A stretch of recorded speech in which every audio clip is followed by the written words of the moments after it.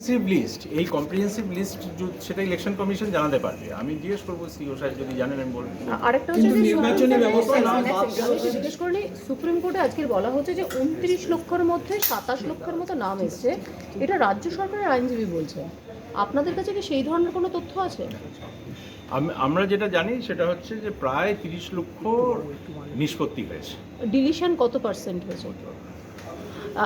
কবের মধ্যে একটা আশঙ্কা প্রকাশ করা হয়েছে আজকে মানিকা গুরুস্বামী, তিনি বলছেন যে অন্তত এই সময়টা, এই যে ফ্রিজিং টাইম যেটা হয় সেটা বাড়ানো হোক। আপনাদের কি এই ধরনের কোনো ভাবনা আছে? যা যে ডিলিশনের, এটা তো একটা দীর্ঘ প্রক্রিয়া, কারণ এখনও পর্যন্ত ট্রাইব্যুনাল গঠন হয়নি।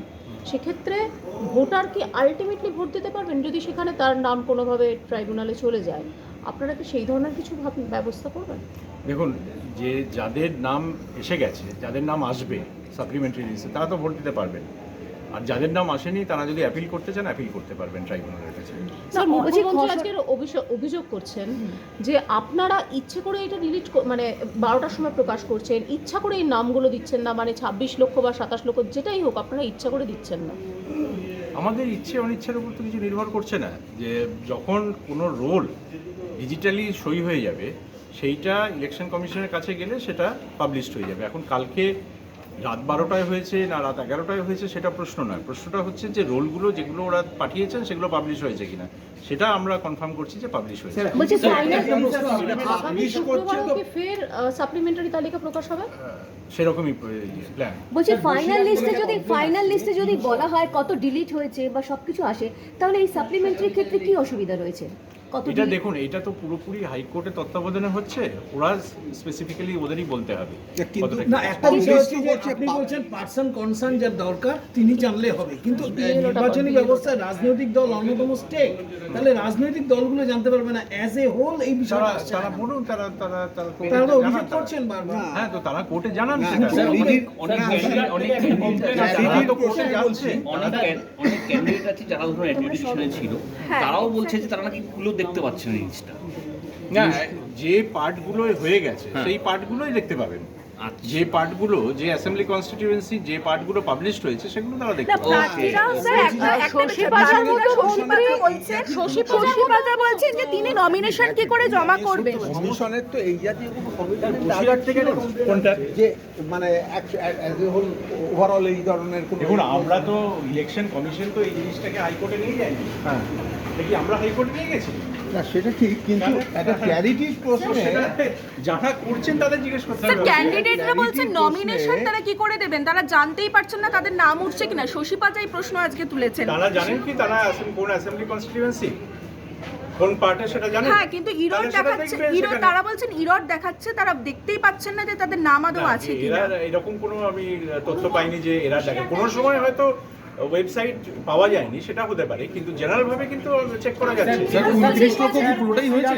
29 লক্ষ যেটা গতকাল অবধি ডিসপোজড হয়েছিল সেই পুরোটাই কি স্যার পাবলিশ? যেটা ওরা ডিজিটালি সই করে দিয়েছেন, ওনারা আমাদের জানাননি যে কত সই করেছেন। আচ্ছা, যতগুলো ওরা ডিজিটালি সই করেছে সবটাই বলা। কিন্তু স্যার ইসিআই বলছে সিইও দপ্তর জানে, সিইও দপ্তর বলছে ইসিআই জানে, হাইকোর্ট জানে, কোথাও কি কোনো দায় ঠেলাঠেলি হচ্ছে? না, এটার মধ্যে কিছু নেই। এটা তো আমরা এখান থেকে করছি না। আপনারা তো জানেন যে সার্ভারটা দিল্লিতে, ওরা ওখান থেকে করছে। স্যার কমিশন তো পাবলিশ করছে, কমিশন তো দেখা যাচ্ছে আপনার মানে রোল দেখা যাচ্ছে একাধিক বিধানসভা দেখা যাচ্ছে না স্যার এখনো অবধি সাকসেসফুলি, কিন্তু তাও ডাউনলোড ক্যাপচার ইনভ্যালিড বলছে। স্যার, বসিরহাট থেকে একটা কমপ্লেন আসছে 340 জন। আমি খোঁজ নিয়ে দেখবো। আপনারা বলছেন যে এটা পাওয়া যাচ্ছে না, কিন্তু আমি সকালে যখন চেক করতে বলেছিলাম তখন আমি পেয়েছিলাম যেগুলো পাওয়া যাচ্ছে, ডাউনলোড করা যাচ্ছে। কিন্তু একাধিক বিধানসভা দেখা যাচ্ছে না এখনো অবধি। স্যার, বসিরহাট বিধানসভা না, এটা কোন বিধানসভা দেখা যাবে কোন বিধানসভা দেখা যাবে না এটা তো আমরা বলতে পারবো না। যেগুলো সই করে দিয়েছেন ওনারা ডিজিটালি সেগুলো দেখা যাবে।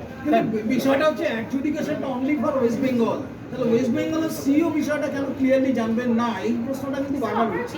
স্যার, এরকম একটা মেসেজ দিচ্ছে।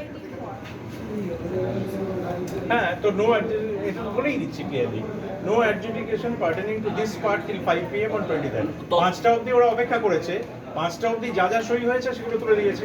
এবার আগামী সপ্তাহে যেগুলো ডিসপোজ হবে সেগুলো আগামী শুক্রবার উঠে যাবে। স্যার বসিরহাট বিধানসভা 340 জন অ্যাডজুডিকেশনে ছিল, 340 জনের নাম বাদ, এমনকি বিএলওর নামও বাদ চলে গেছে।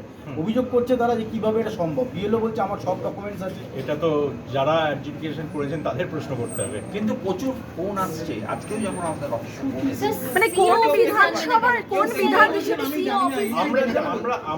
আমরা যদি রোল দেখতে চাই আমরা রোল দেখতে পারবো। কিন্তু আপনি যেটা বলছেন যে স্ট্যাটিস্টিক্স যে কত এন্ট্রি হয়েছে এটা আমাদের তো ব্যাপার নয়, আমাদের তো যে যে রোল এসছে সেই রোল তো আমরা দেখতে পাচ্ছি। স্যার টোটাল কত ডিলিশন কি অ্যাজ অন ডেট সেরকম কোনো ফিগার পাওয়া যাবে মানে? আচ্ছা, বা কোন কোন আমি বিধানসভা এইটুকু বলতে পাবলিশড পারি হলো? যে প্রায় 30 লক্ষ নিষ্পত্তি হয়েছে, এটা আমরা পেয়েছি, আর ডিলিট মানে জানতে পেরেছি। আর ডিলিটটা 10 লক্ষ আমরা গত সপ্তাহে জেনেছিলাম, তো কত হতে পারে ডিলিট? এই আন্দাজে কিছু বলা ঠিক না। আগামী শুক্রবারের মধ্যে কি পিকচারটা ক্লিয়ার হয়ে যাবে? হ্যাঁ স্যার কোনো প্রেস নোট দেওয়া হবে?